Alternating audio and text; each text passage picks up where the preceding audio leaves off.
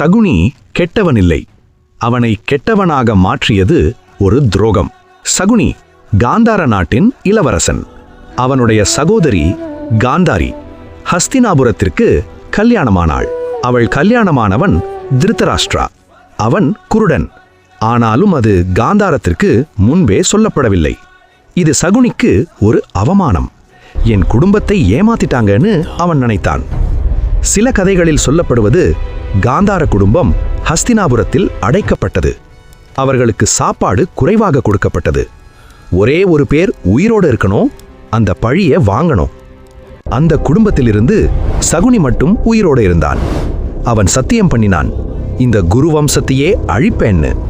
அவன் பயன்படுத்திய கையாட்டு கற்கள் அது சாதாரண டைஸ் இல்லை, அவன் குடும்ப எலும்புகளால் செய்யப்பட்டதாம்.